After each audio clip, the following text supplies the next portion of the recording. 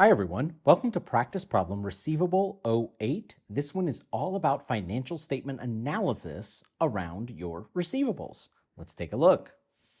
So here I give you a chart of information, all financial, and I say Flyer Inc.'s accounting system shows the below information related to customer sales and receivables for both 2018 and 19. Determine Flyer Inc.'s account receivable turnover and average collection period for 2019. Also, once you've calculated those two numbers, if accounts receivable turnover for Flyer Inc.'s industry is 3.5 for a similar amount of receivables, what does this analysis tell you about Flyer Inc.? So take a moment, pause the video, see if you can calculate these ratios, as well as determine what that industry comparison tells you. When you're ready, come on back and I'll walk you through the solution. All right, welcome back. So in order to determine Flyer Inc.'s account receivable turnover, we first have to know how to calculate that financial analysis. And so accounts receivable turnover equals net credit sales over net, or I should say average net. Well, let me change that. Average net AR. All right. So with that said, most of the numbers that we have over here are actually going to come into play in calculating this. Starting with the numerator, net credit sales. So ART equals net credit sales. Now remember, we are calculating this for 2019. And so you see we've got credit sales of 140. However, that's gross credit sales. To figure out net credit sales, we have to then take out any returns and allowances or discounts. So notice we have credit sales R&A of 8,000, credit sales discounts of 14,000. Whoops, sorry about that. And so we've got 140,000 gross credit sales minus our 8,000 minus our 14,000. And that comes out to 118,000 in net credit sales. So 118 is on top. All right. Now we need to calculate average net AR. And so average simply means, in terms of a simple problem like this where you're only given 2 years of data, average simply means you take the numbers from both years, add them together, divide by 2.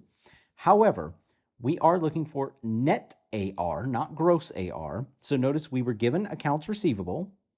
However, that's gross AR. We need to remove the allowance for doubtful accounts to get net AR. So what I'm going to do for simplicity down here is I'm just going to add a line that says net AR. Now, in the case of 2019, that's our 90,000 minus our 9,000, so that is 81,000. And in the case of 2018, that's 65 minus 6,500. So that would be 58,500. All right. So now going back to our equation, if that's net AR, average net AR is going to be 81,000 plus 58. Well, that's all kind of running together, kind of messy there. Let me try that again. 81,000 plus 58,500 all over 2. All right. So that's average net AR. Let's go ahead and simplify this. ART equals, let's figure out that denominator, 81,000 plus 58,500, all divided by 2, gives me 69,750. So we've got 118,000 over 69,750.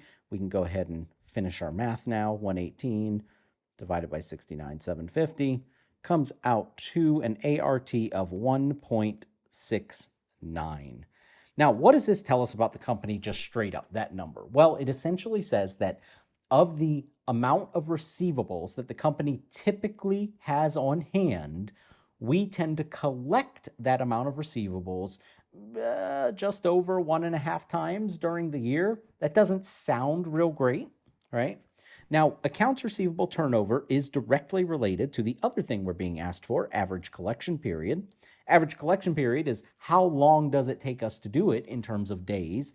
And so for average collection period, I'll call that ACP, we simply take 365 days in a year divided by the account receivable turnover, or in this case, divided by 1.69.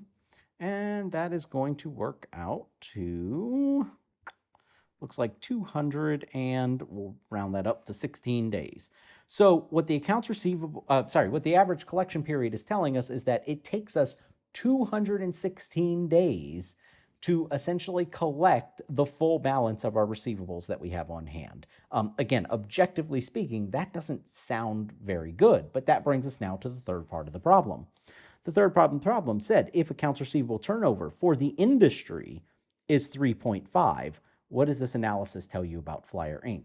So essentially, the industry is able to collect its receivable balance approximately double what Flyer Inc is able to collect. And so, whereas it's taking 216 days for Flyer Inc to collect, it's taking approximately half that time for the industry to collect. What that would suggest is Flyer Inc has a problem with its collections. And they're going to have to go back and look, like, are the policies too loose? Are we extending credit to people who ultimately won't pay us? And that's why the receivables are taking so long to collect, because maybe we're not actually collecting them. Maybe ultimately we're writing them off.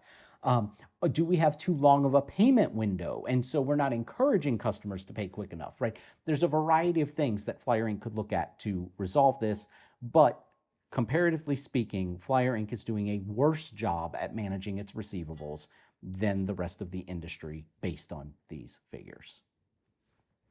All right, that's it for this problem. Hope you found it helpful, and I hope you join me for another.